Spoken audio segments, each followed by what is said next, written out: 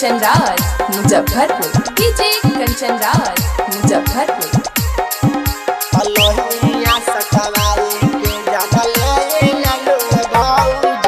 शादी के बहाने तू बोलाई ले लो ये भौजी, शादी के बहाने तू बोलाई ले लो ये भौजी, अलोहनिया सटवाई के जन ले लो ये भौजी, अलोहनिया सटवाई के जन ले लो ये भौजी।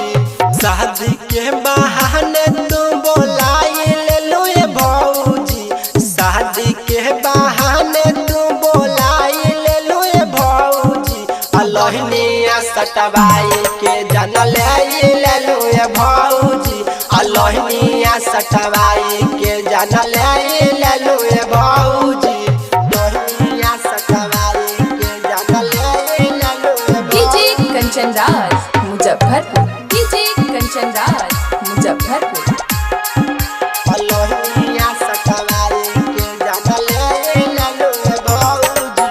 देखे में सीधा साधा इंसान हलै भौजी, घरवा में बोला के तू जान ले लू भौजी, जान ले लू भौजी। देखे में सीधा साधा इंसान हलै भौजी, घरवा में बोला के तू जान ले लू भौजी।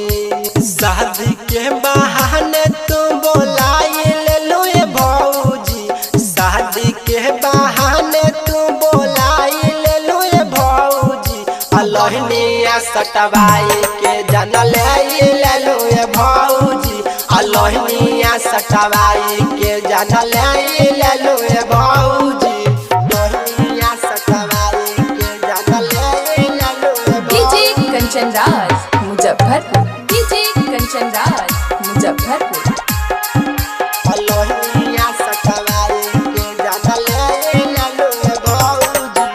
राकेश रौक जैसन नहीं लाभर मिलते हमरो जी, जानो से ज्यादा चाहलै हमरो के भौजी जी, हमरो के भौजी जी। राकेश रौक जैसन नहीं लाभर मिलते हमरो जी, जानो से ज्यादा चाहलै हमरो के भौजी जी। शादी के बहाने तू बोलाई ले लो ये भौजी, शादी के बहाने तू बोलाई ले लो ये भौजी, अलोहनिया सटवाई के जन ले लो ये भौजी, अलोहनिया सटवाई के जन ले लो ये भौजी।